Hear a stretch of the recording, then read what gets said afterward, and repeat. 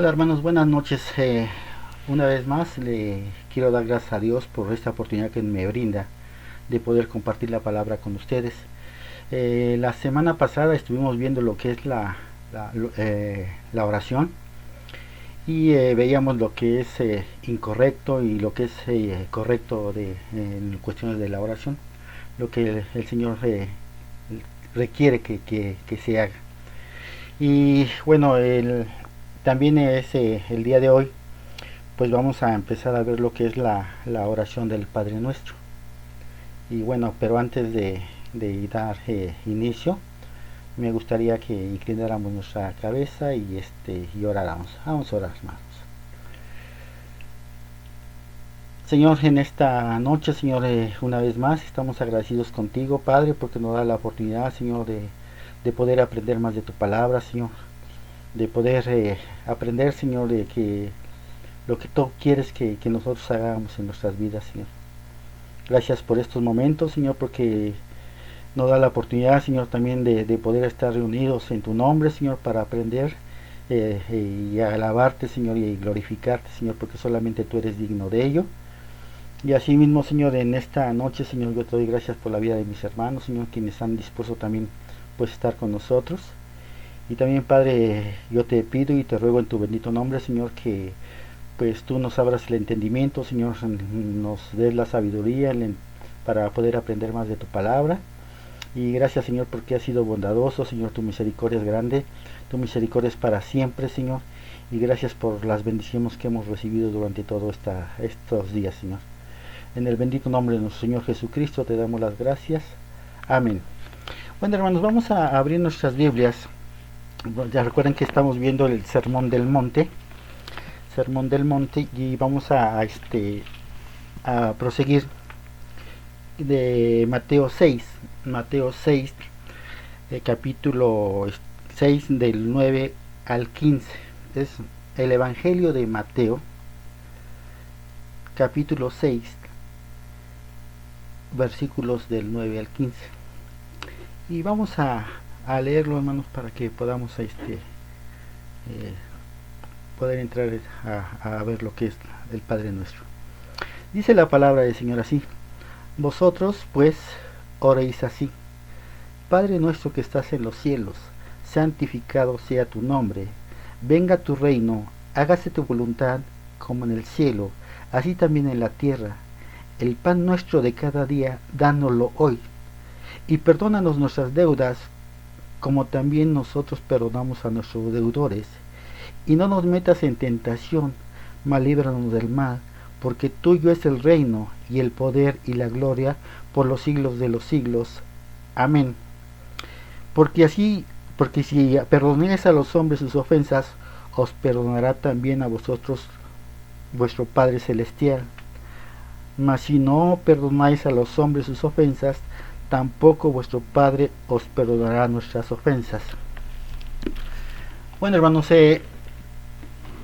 la oración del Padre Nuestro, pues siempre se ha llegado a considerar una oración modelo, que tiene como objetivo servir de ejemplo de los elementos básicos que deben poseer nuestras oraciones, y no para usarla de manera supersticiosas o como repetidos rezos, lo cual el Señor eso es lo que condena. Es importante también reconocer, hermanos, que existen otros pasajes en la Biblia donde se nos enseña también a orar. Por ejemplo, en el Evangelio de Juan, capítulo 14, versículo 13, el capítulo 16 y versículo 26, nos enseñan que debemos orar en el nombre de Jesús, en el nombre de nuestro Señor Jesucristo. También en 1 Timoteo 2, capítulo 2, versículos 1 y 2, nos enseña a incluir a todo hombre y gobernantes en nuestras oraciones. En 1 a los Tesalonicenses 5:17 nos enseña a orar sin cesar. En el libro de Santiago, eh, capítulo 1, versículo 5, y el capítulo 5 y versículo 16 nos enseñan a pedir sabiduría, a confesar nuestras ofensas y orar unos por otros. Por eso es que vemos cada una de las siete peticiones que encontramos en el Padre Nuestro, las cuales van precedidas de una invocación. Dice la palabra, dice, Padre nuestro que estás en los cielos. Jesús nos enseña que toda oración debe iniciar exaltando y santificando su nombre. Realmente la primera parte de Padre nuestro que estás en los cielos es una invocación a Dios, a un Dios verdadero. Mientras que la segunda dice santificado sea tu nombre. Esta es la primera petición, lo que nos enseña que antes de poner cualquier petición delante de Dios, debemos presentarnos delante de Él con reverencia y exaltándolo. Por ese motivo, nuestro Señor Jesucristo nos dice que antes de realizar cualquier petición delante de Dios, debemos adorar y exaltar su nombre. Aquí hay algo importante también que deberíamos de enseñar. Dice, de acuerdo con el testimonio unánime de los 4 evangelios, Jesús llamaba Padre a Dios, siendo el evangelio según Marcos, que él casi no usaba este título. Jesús enseñaba a sus discípulos a llamar a Dios Padre, lo cual no era un concepto ajeno al Antiguo Testamento. Como lo podríamos ver también en Deuteronomios 32:6, en el libro del profeta Isaías 63, versículo 16. Pero ellos no llegaron a desarrollar esa magnitud de como Jesús lo presenta. Para los judíos, Dios era visto como un ser santo, justo, temido por sus grandes juicios. La invocación del Padre tiene un doble significado. Por un lado, nos muestra el lado amoroso, el lado compasivo de Dios, y al presentarlo como Padre nuestro, pero también nos enseña que es un ser glorioso, al que debemos de temer y reverenciar por su gran santidad y gloria, por el hecho de estar sentado en su trono en los cielos. El concepto de Padre no es exclusivo del judaísmo o del cristianismo, no. De hecho, en la antigüedad, los paganos solían atribuir paternidad y maternidad a algunas deidades que ellos pues adoraban. Sin embargo, nunca llegaron a igualar la santidad o el amor o la justicia del Dios verdadero, ya que eran unos dioses pues egoístas, amantes de placeres como sus adoradores, y que estaban en constantes luchas los unos con los otros. Pero cabe mencionar algo muy importante, hermanos. El hecho de que aquí se le llame Padre nuestro, no significa que Dios es Padre de toda la humanidad. No. Sino solamente de aquellos que han nacido del Espíritu Santo. Por eso los invito, hermanos, a que abran sus Biblias en el Evangelio de Juan. Evangelio de Juan, capítulo 1.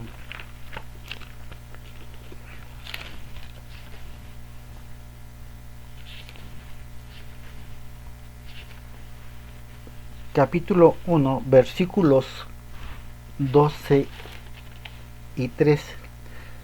Y vamos a leerlos, hermanos, vamos a leerlo. Porque dice la palabra: mas a todos los que le recibieron, a los que creen en su nombre, les dio potestad de ser hechos hijos de Dios, los cuales no son engendrados de sangre, ni de voluntad de carne, ni de voluntad de varón, sino de Dios. Por tanto, el creyente puede acercarse a Dios en plena confianza, consciente de que nuestro Padre nos ama y nos escucha. Y volvemos nuevamente a: santificado sea tu nombre. Seguido de la invocación, la primera petición tiene que ver con santificar su nombre. Pero, ¿qué significa esto? No olvidemos que cuando la Biblia habla del nombre de una persona, se refiere a las características del carácter que lo identifican. Por ejemplo, Dios cambió el nombre a Abraham, Padre exaltado, por el de Abraham, Padre de multitudes. Haciendo referencia a lo que haría en su vida, hacerlo padre de una gran nación. Y así tenemos otros ejemplos, por decirlo, como con Jacob, usurpador, a Israel,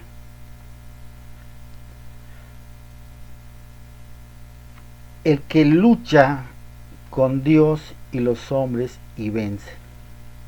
Vemos también a Simeón, a Pedro, que significa roca, al de Saulo, a Pablo, que significa pequeño. Y en fin,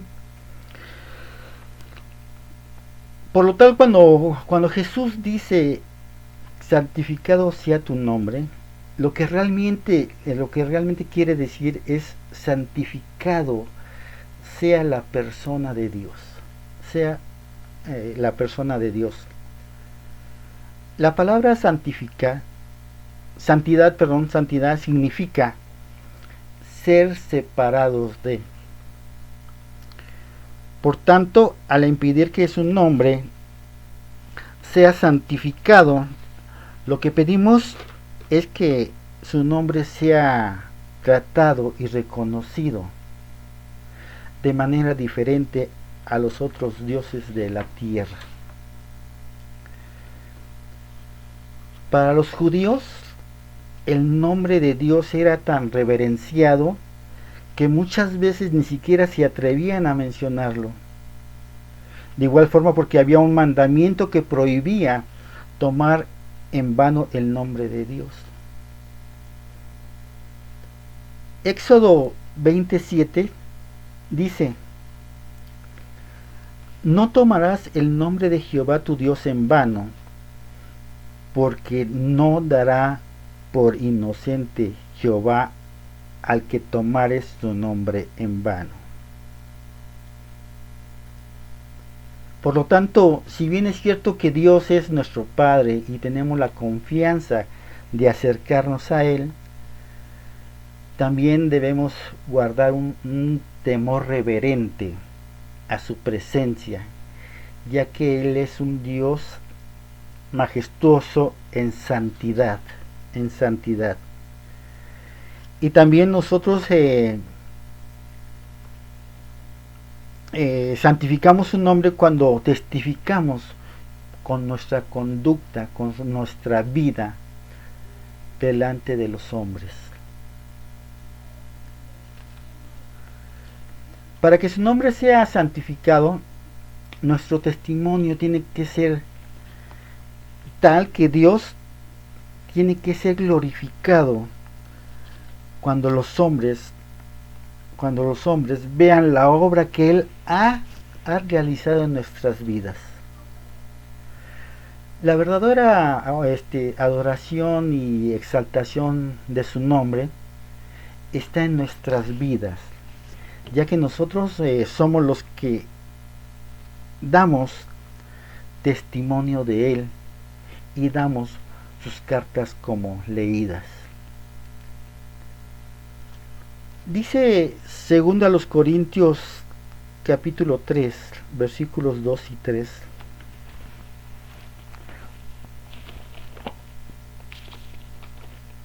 Dice: vuestras cartas sois vosotros, escrita en vuestros corazones, conocidas y leídas por todos los hombres, siendo manifiesto que sois cartas de Cristo, expedida por vosotros, escrita no con tinta, sino con el Espíritu de Dios vivo, en tablas de piedra, sino en tablas de carne del corazón. Por tanto, cuando nosotros oramos,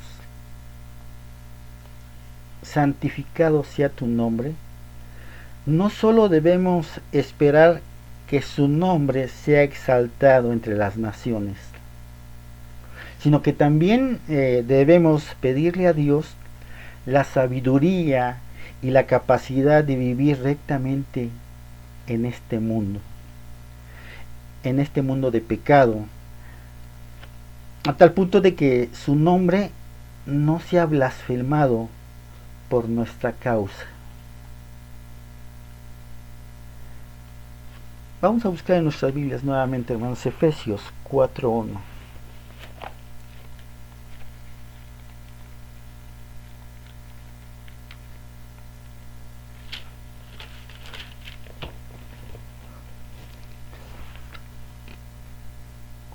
Dice la palabra: yo pues, preso en el Señor, os ruego que andéis como es digno de la vocación con que fuisteis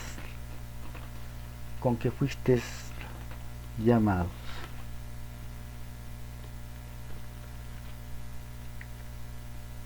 La segunda petición de la oración modelo es: venga tu reino.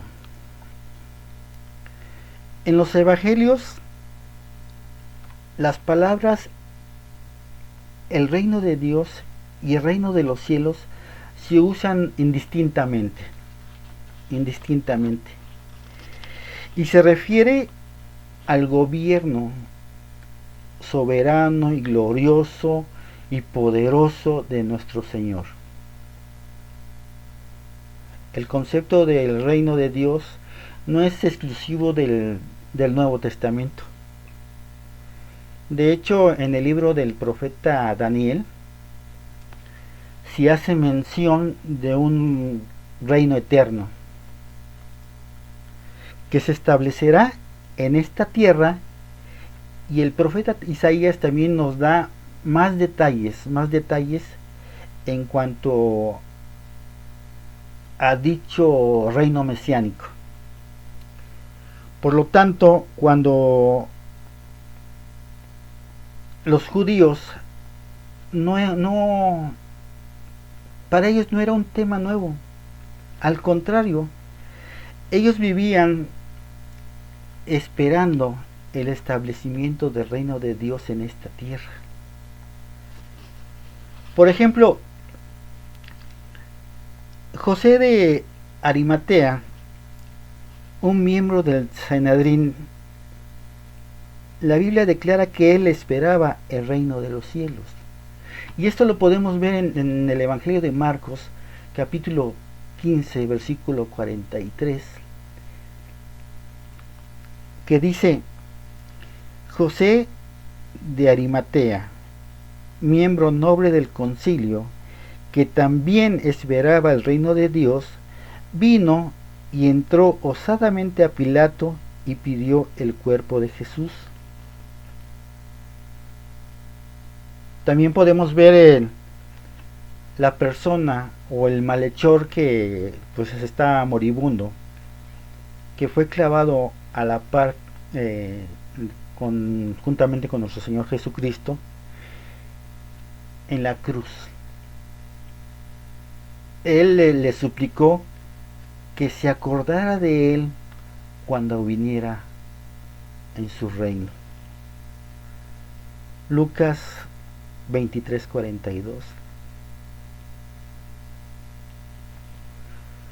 Dice: y dijo a Jesús: acuérdate de mí cuando vengas en tu reino.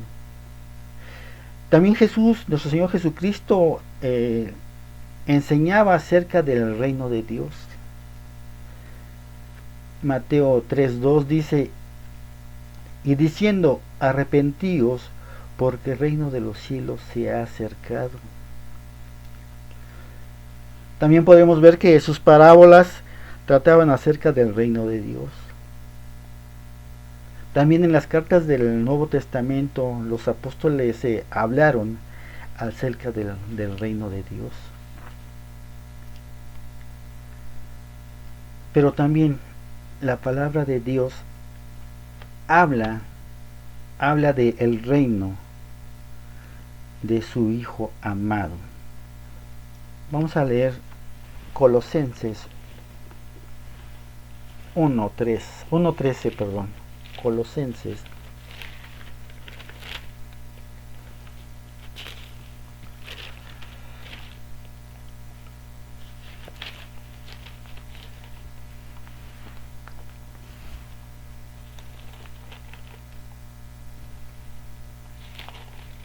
Colosenses 1:13 dice: el cual nos ha librado de la potestad de las tinieblas y ha trasladado al reino de su amado Hijo. También habla de su reino celestial. Vamos a buscar en el segundo libro a Timoteo,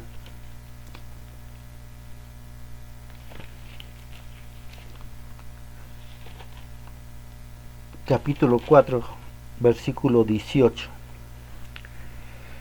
Dice: y el Señor me librará de toda obra mala y me preservará para su reino celestial. A Él sea gloria por los siglos de los siglos. Amén. En el libro de Hebreos 12, versículos 28, habla de su reino inconmovible.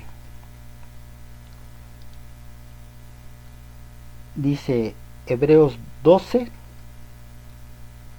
28. Así que, recibiendo vosotros un reino inconmovible, tengamos gratitud y mediante ella sirvamos a Dios agradándole con temor y reverencia. También habla del reino de Cristo. Efesios 5:5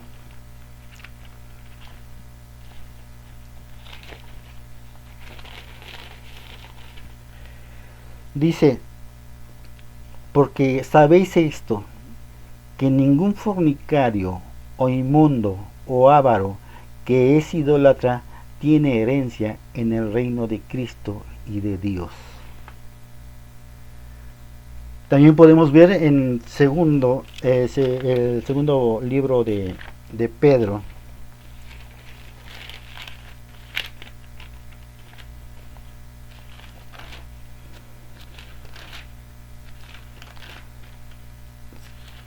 es el capítulo 1, versículo 11. Dice: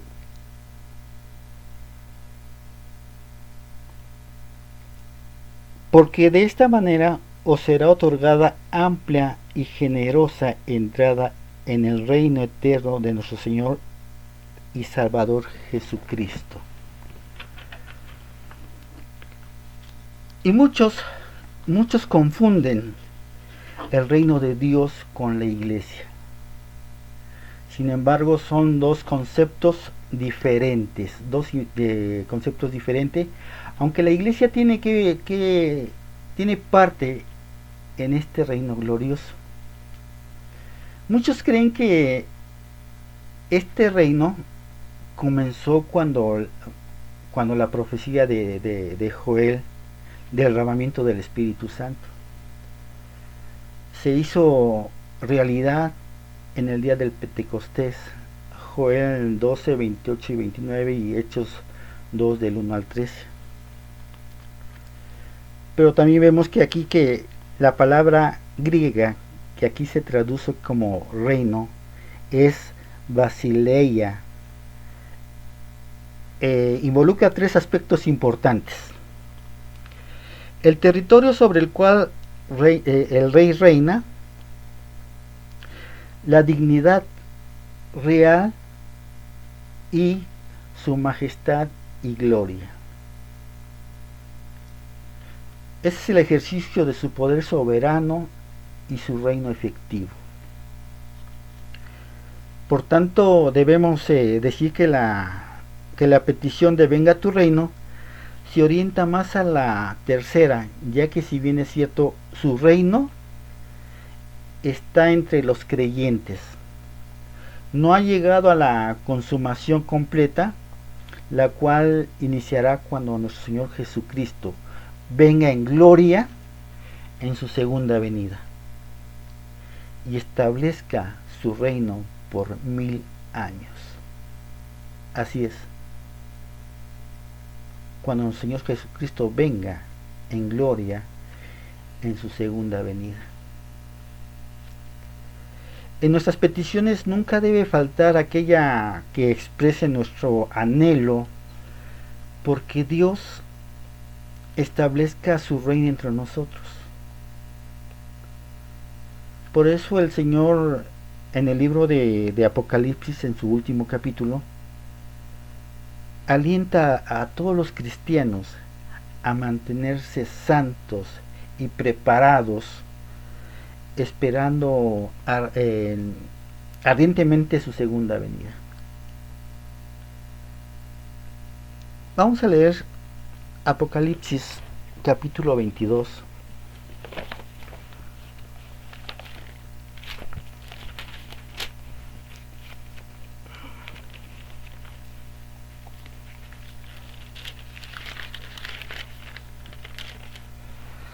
Versículos 17. Apocalipsis 22, versículo 17. Y dice: y el Espíritu y la esposa dicen: ven. Y el que oye, diga: ven. Y el que tiene sed, venga. Y el que quiera, tome del agua de la vida gratuitamente. Y el versículo 20 dice: el que da testimonio de estas cosas dice: ciertamente vengo en breve. Amén. Sí, ven, Señor Jesús.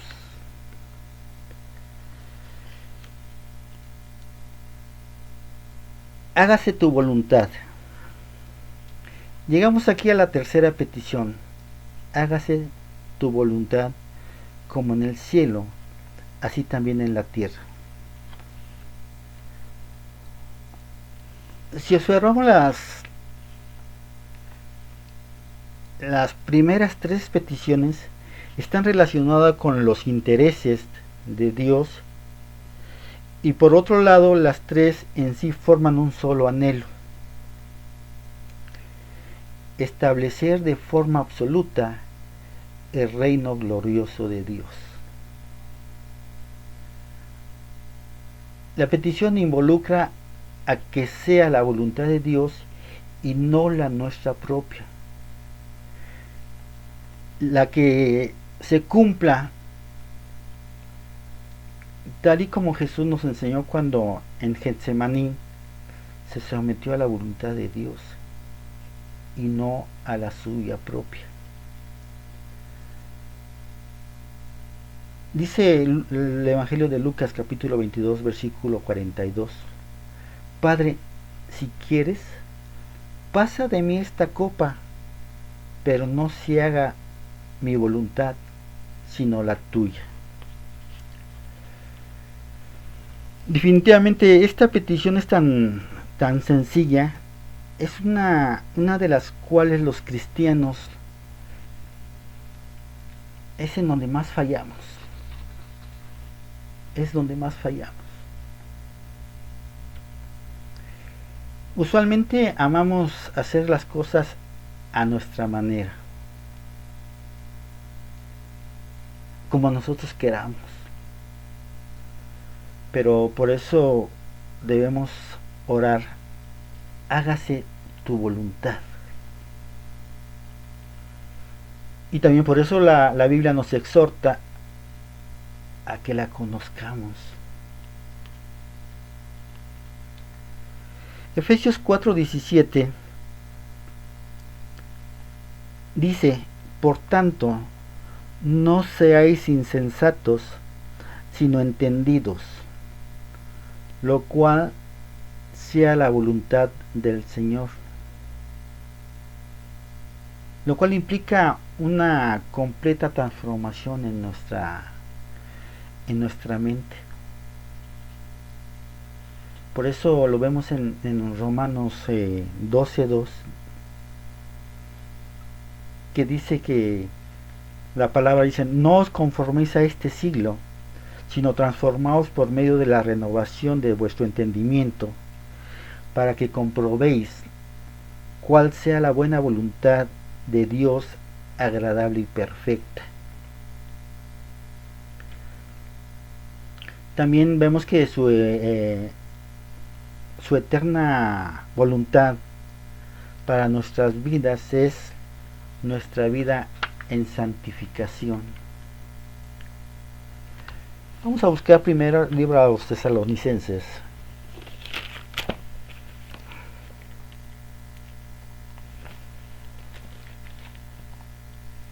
Capítulo 4,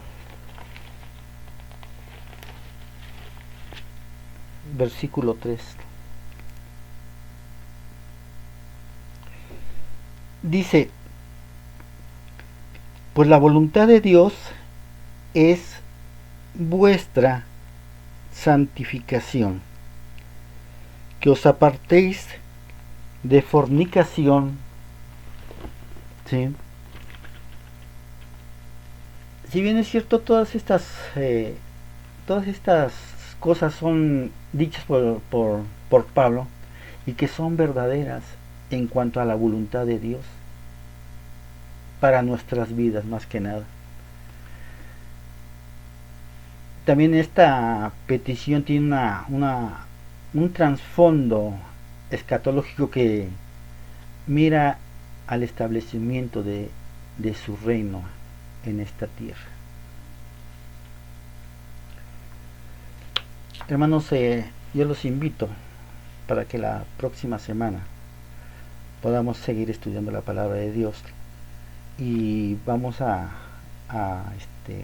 iniciar, si Dios lo quiere, la próxima semana con danos el pan de cada día. Es la cuarta petición. Entonces yo los invito para que la próxima semana pues nos vuelvan a acompañar. Vamos a orar, hermanos. Bendito Padre Celestial, una vez más estamos delante de ti, Señor, para agradecerte por todo lo que has hecho en nuestras vidas. Te damos la honra y la gloria, Señor, porque el día de hoy sabemos que hemos aprendido pues todo lo que es referente, o una parte, Señor, de lo que es referente a tu modelo de oración, Señor. Te damos la honra y la gloria, Padre, porque el día de hoy nos da la oportunidad de poder estar reunidos en tu nombre. Y también, Padre, porque sabemos que pues todo lo que aprendamos, Señor, todo lo que podamos darte testimonio de nuestras vidas, Señor, sea para honra y gloria tuya nada más. En el bendito nombre del Señor Jesucristo te damos las gracias. Amén. Hermanos, nuevamente les damos las gracias por acompañarnos y esperamos que la próxima semana estemos juntos nuevamente. Y solamente me queda decirle que muchas gracias, que pasen una buena noche y Dios les bendiga. Hasta luego.